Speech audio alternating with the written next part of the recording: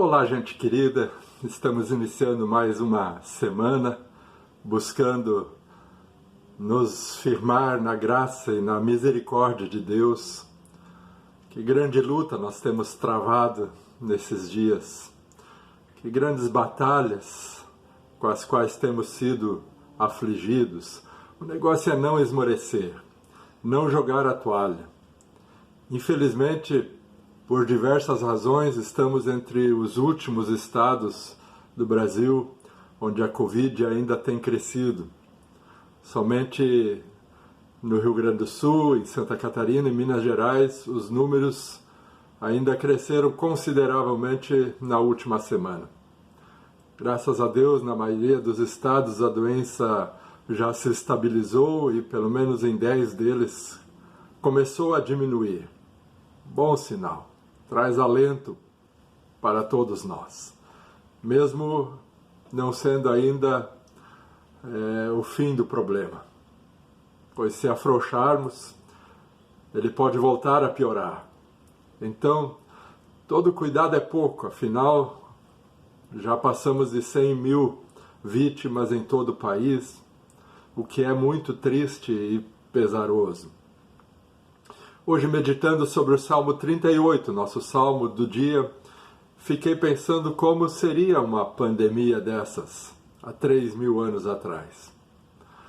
A descrição do salmista neste salmo é alarmante. Ele teria que ter sido levado para uma UTI diretamente. Está com Covid. Ouçam o que ele diz. Todo o meu corpo está doente, não há saúde nos meus ossos, estou encurvado e muito abatido, me sinto fraco, totalmente esmagado. Todo o meu corpo arde em febre, meu coração palpita, as forças me faltam, minhas feridas supuram e cheiram mal, e até a luz dos meus olhos se foi. Bem, se fosse hoje, seria o caso de uma internação urgente. Não seria o caso de ficar em casa esperando melhorar até ser tarde demais, como aconteceu com muita gente no início dessa pandemia. Mas para onde ele iria se não tinha hospitais?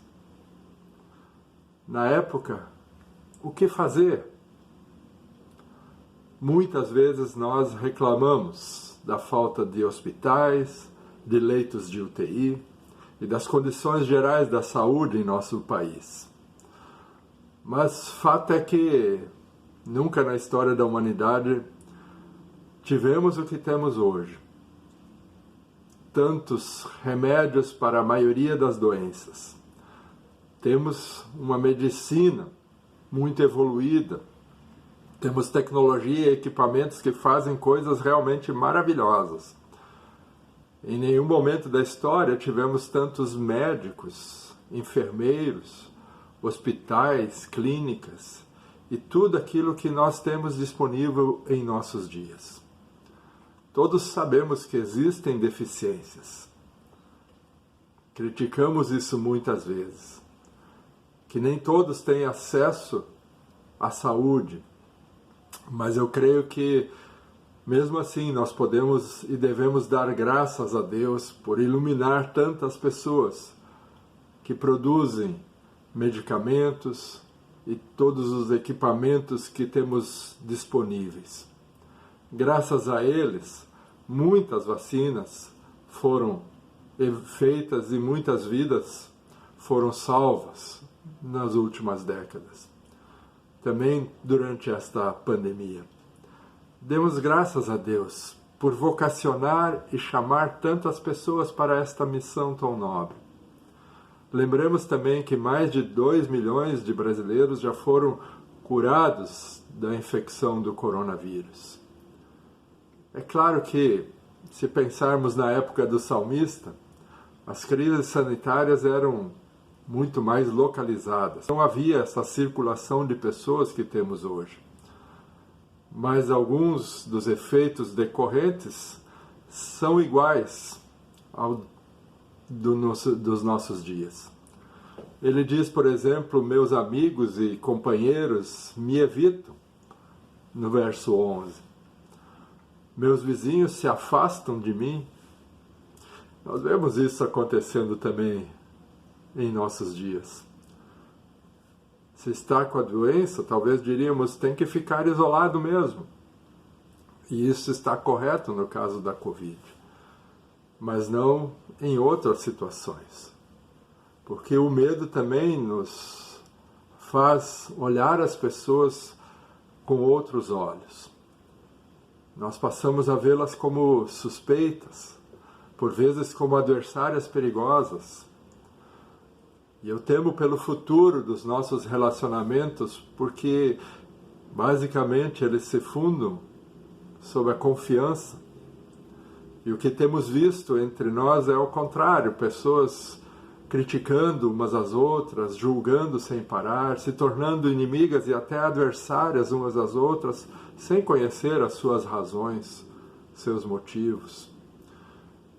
Diante dos ataques que ele sofria, o salmista, ele relata duas reações que agravam qualquer situação. No seu caso, ele fala da primeira logo no início do salmo, dizendo e relatando o seu sentimento de culpa. Será que eu errei? Pequei contra Deus, contra os outros? Assim ele inicia o salmo dizendo: Senhor, não me repreendas no teu furor, nem me disciplines na tua ira, pois as tuas flechas me atravessam e a tua mão me atingiu. Por causa da tua ira, todo o meu corpo está doente. Não há saúde nos meus ossos por causa do meu pecado. Geralmente é assim que nós precisamos achar um culpado. E nem sempre ele existe. Quando sofremos, nos perguntamos de quem é a culpa? Dos outros? De nós mesmos? Se não é minha e nem dos outros, então deve ser de Deus. Será que precisamos procurar por culpados? Talvez isso nem é necessário. Não precisamos culpar ninguém. Isso só vai piorar as coisas. E uma segunda reação é a do isolamento. Diante de tudo que ele passava, o salmista resolveu se isolar. Assim ele diz no verso 13: como um surdo eu não ouço, como um mudo eu não abro a boca, fiz-me como quem não ouve e em cuja boca não há respostas. O isolamento, assim como o sentimento de culpa, também só piora as coisas. Nos afastarmos de tudo e de todos não ajuda. É justamente nessas horas que mais precisamos do apoio de todos. Porém, eu sei que é o que muitas vezes acontece. E isso pode ser fatal. Ainda bem que o salmista encontrou uma saída. Uma saída para quando não mais existe outra saída. A sua fé e a sua esperança em Deus. E assim ele diz no verso 15: Senhor, em ti espero, tu me responderás. Ó Senhor meu Deus, não me abandones. Não fiques longe de mim, ó meu Deus. Apressa-te em ajudar-me, Senhor, meu Salvador. Meu irmão e minha irmã, quando tudo desmoronar à sua volta e todas as portas se fecharem ao teu redor, saiba que ainda assim não estás sozinho. Ele estará sempre do teu lado. A sua mão estará sempre estendida para ti. Creia nisso. Confie no seu amor por ti e te entregue a Ele. Um forte abraço e até amanhã.